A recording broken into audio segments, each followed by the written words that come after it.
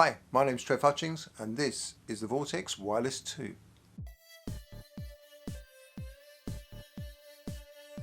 I've often been asked for the preset that I used in my 5 amazing tricks for the Vortex video.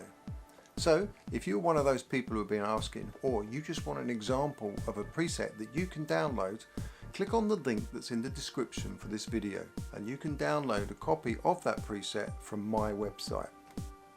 And now here is an explanation of how I set up that preset. Okay, so once you've downloaded the preset from the link that's written below in the description, you want to go up to File and you want to go to Load Preset.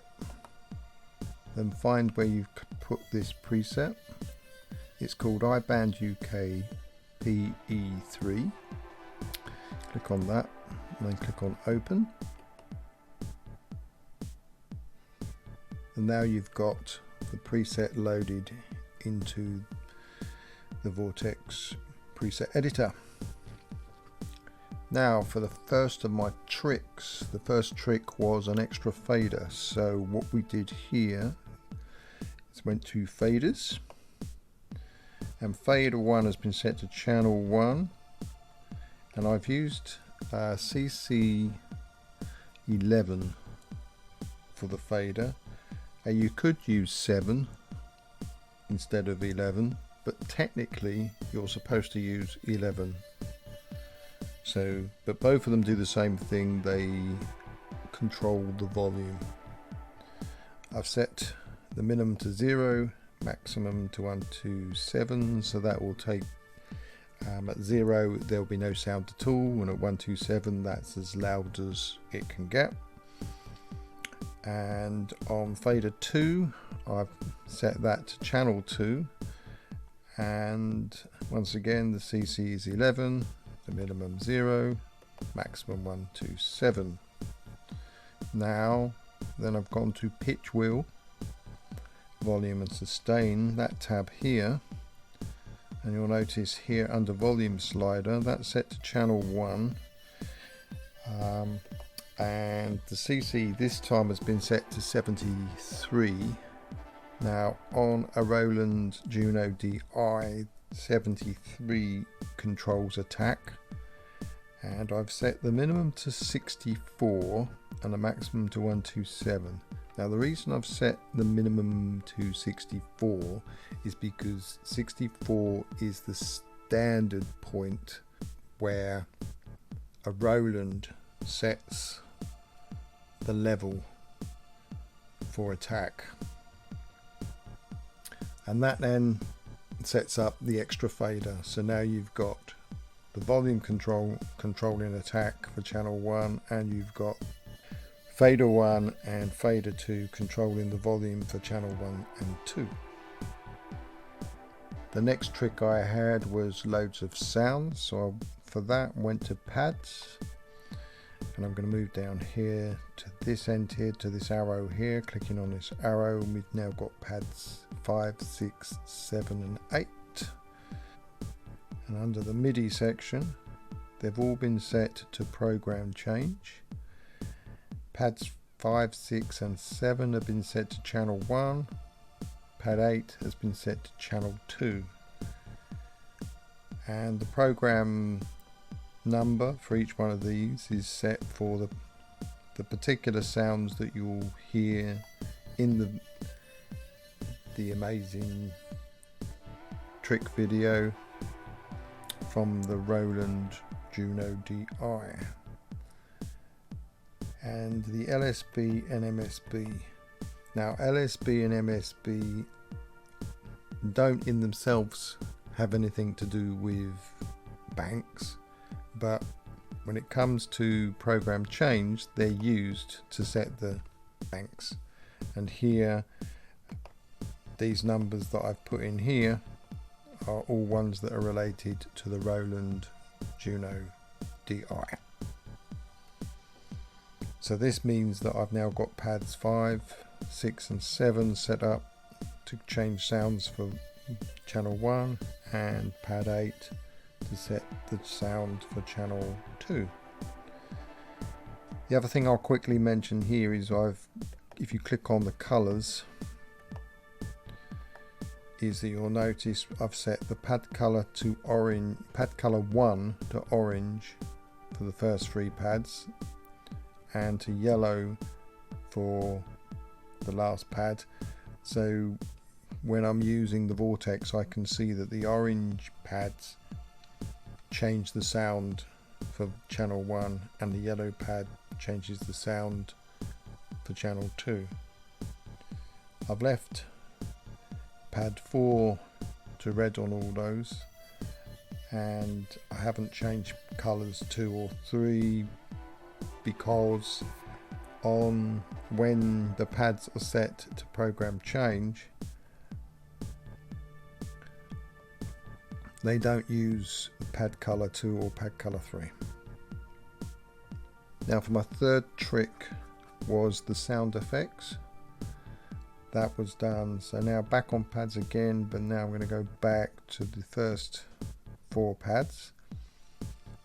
And what I've done here is I've set pad 1 to program change, but I've set the channel to channel 3. And once again, the program change numbers are all relevant to the Roland Juno DI.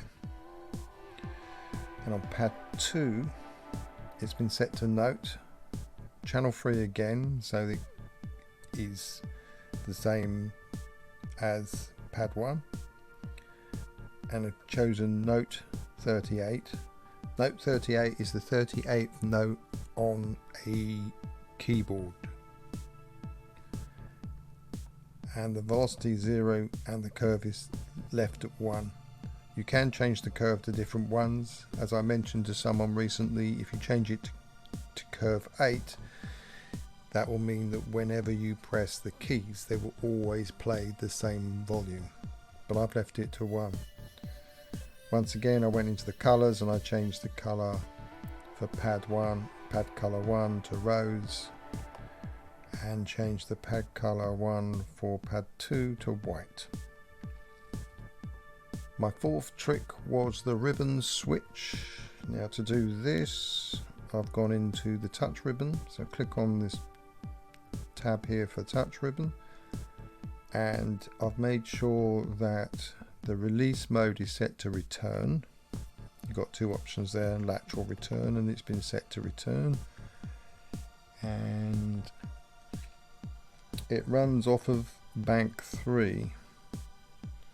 So the CC, it's been set to type CC, and it's been set to channel 2 because that's the channel I wanted it to run for, and the CC here is 64, which is a sustain command. It's pretty universal, so that 64 should work with pretty much most keyboards and sound modules. And I've set the minimum to 0 and maximum to 127. Now it really doesn't matter too much whether the minimum and maximum is set to 0 or 127, as long as the minimum is set to below 63 and the maximum is set to above 64, and they're the relevant factors, because I'm using this effectively as a switch, and therefore anything that's below 64 is considered off, and anything above 63 is considered on. And for my last trick was the chord changer, and this was a ribbon as well, but this was the ribbon which is bank 2. And to create this chord changer, what I've done is I've set the pitch to bend, and I've set it to channel 2 because that's the channel I wanted it on. And you don't need to worry about numbers for the CC minimum or maximum, because they have absolutely no effect whatsoever when it's set to pitch bend. And that's basically all I've done to the preset to set up the preset that I ran for my amazing 5 tricks for the Vortex video. Finally, what you need to do is to connect your Vortex Wireless 2 to your computer. And I've said this to several times to people, so I'll say it here as well. You have to connect your Vortex to your computer using the USB cable only. Do not plug the wireless dongle into your computer at this point.